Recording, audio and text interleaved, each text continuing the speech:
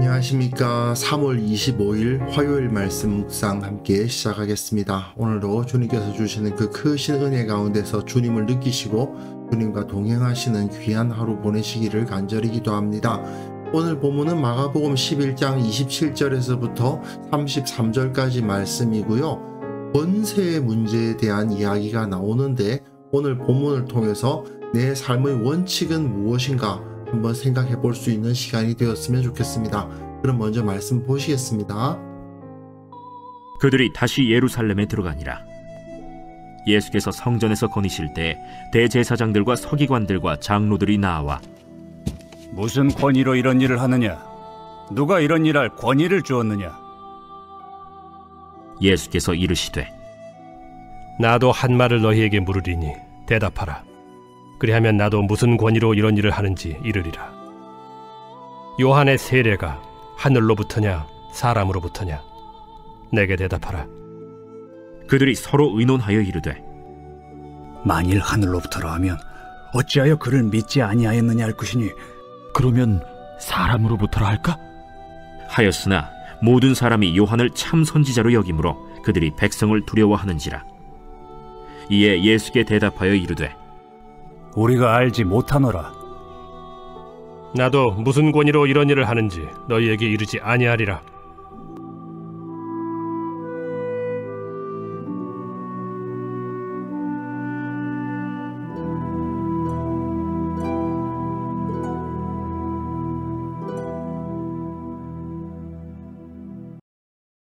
우리는 지금 예수님께서 예루살렘에 입성하셔서 영적인 전투를 감당하시는 모습을 보고 있습니다. 부패한 성전, 그리고 그 성전을 둘러싼 권세자들과의 갈등하는 모습이 나타나고 있는 거죠. 당연히 예수님과 당시의 종교 기득권자들, 대제사장, 서기관들은 갈등을 빚을 수밖에 없었는데 마가는 이 이야기를 통해서 그 당시 종교 기득권자들, 그러니까 그 성전을 둘러싸서 그 기득권을 가지고 있는 자들이 얼마나 자격이 없었던가 하는 것을 고발하고 있는 겁니다. 본문을 보시면요. 그들이 다시 예루살렘으로 들어가니라.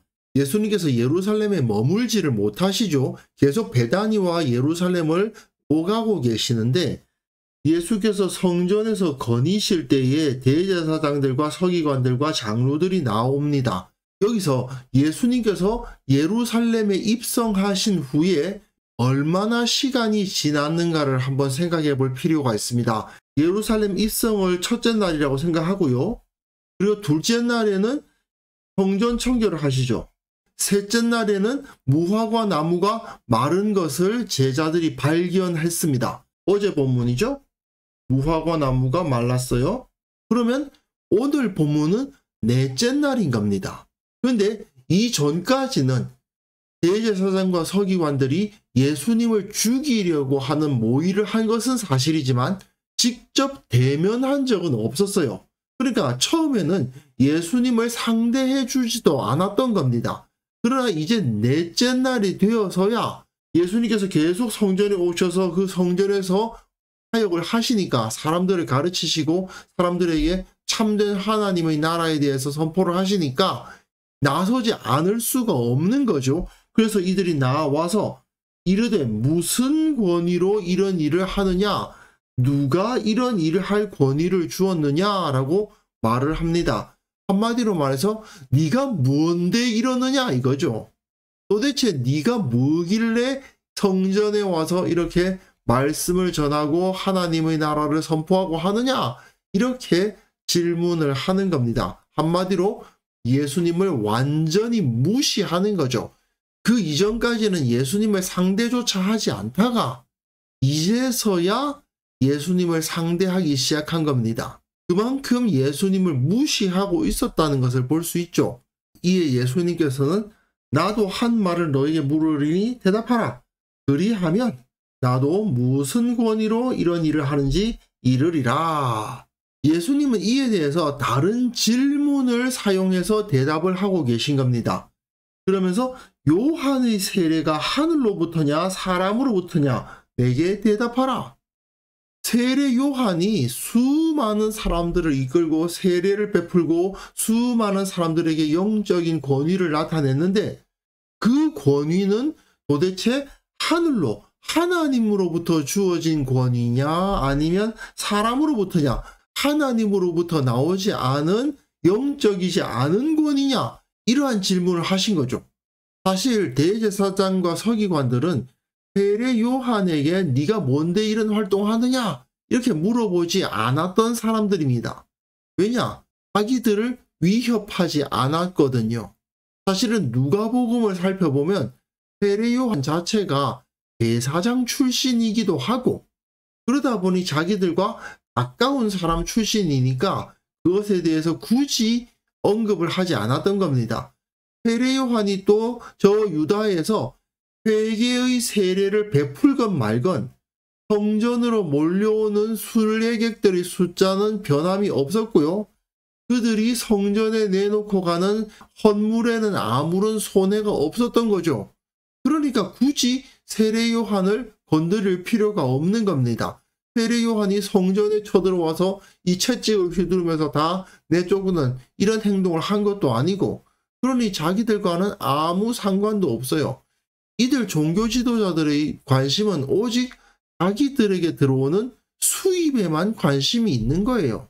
자기들의 권위가 유지되느냐 그렇지 않느냐, 자기네들에게 들어오는 수입이 그대로 유지되느냐 아니냐, 그것에 관심을 가지고 있을 뿐 하나님의 권위와 하나님께서 말씀하시는 선포에 대해서는 관심도 없는 자들인 겁니다.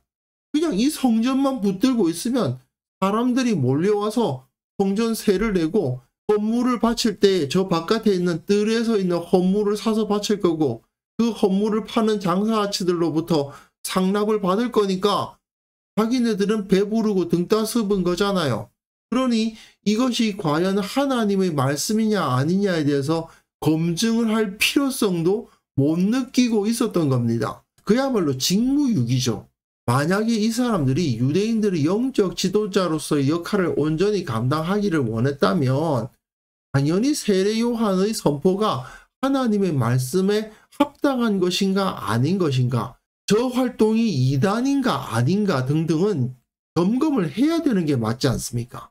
그런데 관심도 없었고 내버려 뒀거든요. 그러니까 예수님께서 이렇게 딱 질문을 하니까 대답을 못합니다. 그들이 서로 의논하여 이르되 만일 하늘로부터라 하면 어찌하여 그를 믿지 아니하였느냐 할 것이고 사람으로부터라 할까 하면은 모든 사람이 요한을 참 선지자로 여김으로 그들이 백성을 두려워해서 그렇게 말을 못했다고 되어 있는데 이 자체가 이 사람들이 영적 지도자로서의 자격이 없다는 것을 완벽하게 보여주죠. 만약에 그들이 세례 요한이 하늘로부터 온 바른 선지자라고 인정을 했다면 마땅히 선지자인 세례 요한의 말씀을 듣고 믿었어야 됩니다. 그런데 그렇게 하지도 않았어요. 그렇다고 해서 세례 요한이 거짓된 풍설을 퍼뜨리는 자다라고 세례 요한을 정죄했느냐? 그러지도 않았어요. 그러다 보니까 사람들이 요한을 참 선지자로 여길 수밖에 없어요. 대제사장과 서기관들도 세례 요한을 비판하거나 그를 따르지 말라고 가르치지 않았거든요. 그러니까 백성들은 다 세례 요한을 따라갔어요. 그래놓고는 이제 와서 사람으로부터다, 저 사람이 전하는 말씀은 하나님의 말씀이 아니다라고 할 수 있는가? 그것도 못하잖아요. 사실상 그들은 백성을 두려워할 수밖에 없죠. 무엇보다도 그 백성들이 내는 성전세와 제물로 먹고 사는 사람들이니 백성들과 등질 수는 없죠. 저들이 유대인의 영적 지도자였다면 적어도 세례 요한과 같은 운동들이 일어날 때에 백성들로 하여금 저 사람 따라도 좋다 안 된다를 말할 수 있어야 되고 그럴 능력이 안 되었다면 과연 저 움직임이 옳은지 그른지를 파악하기 위한 노력이나 토론이라도 했어야죠. 그런데 이 사람들은 백성들의 영적 건강에 대해서는 아무 관심도 없었던 자들 아닙니까? 이제서야 예수님께서 세례 요한이 하늘로부터 온 선지자냐 아니냐는 질문을 던지니까 뭐라고 답하느냐? 예수께 대답하여 이르되 우리가 알지 못하노라 하니. 지금까지 우리가 수많은 토론을 했는데 답을 얻지 못했다도 아니고 우리 몰라. 그러고 있어요. 이건 그야말로 영적 지도자로서의 자격 자체가 아예 없는 겁니다. 그렇기 때문에 예수님께서는 저들의 질문에 대한 대답을 거부하시는 거죠. 나도 무슨 권위로 이런 일을 하는지 너에게 이르지 아니하리라. 이런 자들에게 예수님이 하나님의 권세를 가졌냐 안 가졌냐 그런 걸 가지고 논할 필요가 없었던 겁니다. 하지만 예수님께서 이들에게 답을 진짜로 안 주신 건 아니에요. 내일 본문에 예수님께서 주시는 답이 나옵니다. 비유를 통해서 저들에게 답을 주신 거죠. 어쨌든 예수님은 저들처럼 자기 유익을 위해서 진리를 왜곡하는 분은 아니셨습니다. 예수님께서 성전 청결을 행하실 때에 성전을 강도의 소굴이 됐다고 막 말씀하셨지 않았습니까? 그 성전을 중심으로 권세를 누리고 있었던 대제사장과 서기관들이 전부 다 도둑들이었기 때문인 거죠. 완전히 백성들을 갈취하는 강도들이었던 겁니다. 백성들에게 무엇이 옳고 무엇이 그른가를 가르치려고도 하지 않고 자기들의 권세와 안위와 부유함만을 추구하고 있었으니 결국 하나님으로부터 심판을 당할 수밖에 없었던 겁니다. 그렇다면 우리는 어떨까요? 우리는 한 사람 한 사람이 다 성전을 이루고 있는 존재들입니다. 예수님의 제자들이 모인 공동체예요. 그게 바로 교회입니다. 그렇기 때문에 교회는 성전으로서 역할을 감당해야 되죠. 어제 본문에서 보셨지만 성전답게 기도하는 집으로서 역할을 감당하고 또한 사람들을 용서하는 역할을 감당해야 됩니다. 또한 그리스도인 각 사람은 예수 그리스도로 말미암아 세워진 제사장으로서 역할을 감당해야 되는 겁니다. 그런데 성전이 된 우리가 또 제사장으로서 역할을 감당해야 할 우리가 그 사명에는 관심도 없고 무엇이 옳은가, 무엇이 하나님의 말씀인가에 대해서는 신경도 안 쓰고 그냥 내 배를 불리는 데에만 관심을 가지고 살아간다면 그건 결국은 열매 없는 무화과 나무와 같은 존재가 될 수밖에 없을 겁니다. 이들 대제사장과 서기관들의 모습과 별 다를 바가 없게 되는 거예요. 우리는 무엇이 내게 이로운가가 아니라 무엇이 하나님 보시기에 옳은가를 근거로 살아가는 사람들이 되어야 됩니다. 물론 옳은 길이면서 내게 이로운 길일 수도 있죠. 하지만 중요한 것은 그 길을 선택하는 동기가 어디에 있느냐. 이롭지 않아도 옳다면 옳은 길을 선택하면서 살아가는 것. 그것이 바로 그리스도인의 특징입니다. 그리고 그러한 사람들의 모임이 바로 교회라는 것을 우리는 절대로 잊지 말아야 될 것입니다. 그래서 이 시간 함께 기도하실 때는요. 내가 무엇을 근거로 판단하는가? 오직 하나님으로부터 나오는 권세에 순종하며 하나님 보시기에 옳은 길을 선택하며 살아가게 하옵소서. 오직 주님의 권세에 순종하며 따르게 하옵소서. 우리 교회는 오직 예수 그리스도의 권세에 의지하여 질서를 세우고 그에 근거하여 움직이는 공동체가 되게 하옵소서. 함께 기도하는 시간 되었으면 좋겠습니다.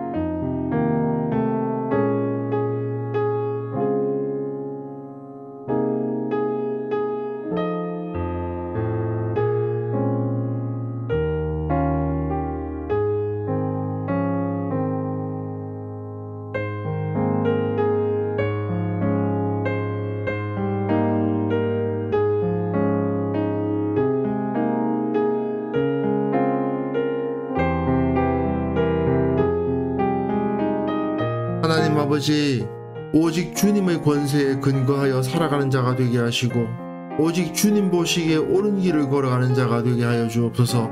온전히 주님께서 원하시는 바를 순종하고 무엇이 내게 주어진 하나님의 말씀인가를 늘 생각하면서 살아가는 자들 되게 하여 주옵소서. 우리 교회가 오직 예수 그리스도 우리 주님의 권세에 의지하여 그 질서로 세워지게 도와주시고 결코 사람의 생각이나 사람의 법도를 따르지 않도록 우리를 붙들어 주시고 특별히 이 교회를 이끌어가는 지도자들이 하나님의 법도에 늘 깨어있게 하여 주옵소서. 한국교회를 위해서 기도합니다. 한국교회가 진정 올바른 질서 위에 세워질 수 있도록 도와주옵소서. 하나님의 뜻에 합당한 모습으로 세워질 수 있도록 도와주옵소서. 인간적인 이해관계에 의해서 교회가 움직이는 악하고 어리석은 모습 모두 다 제거하여 주시고 주님 앞에 정결하고 주님 앞에 거룩한 공동체로 거듭날 수 있도록 주님께서 한국교회를 붙들어 주옵소서. 아버지, 오늘 하루도 주님께서 우리와 함께 하시고 주님의 마음을 이해하게 하시고 주님의 법도대로 살아가게 하시고 주님께서 주시는 그 은혜의 가운데서 기뻐하게 하여 주옵소서. 우리의 기도에 응답하시는 주님을 체험케 하시고 또한 주님께서 우리와 함께 하신다는 사실 때문에 두려워하지 않고 담대히 세상을 살아가는 우리 모두가 되게 하여 주옵소서.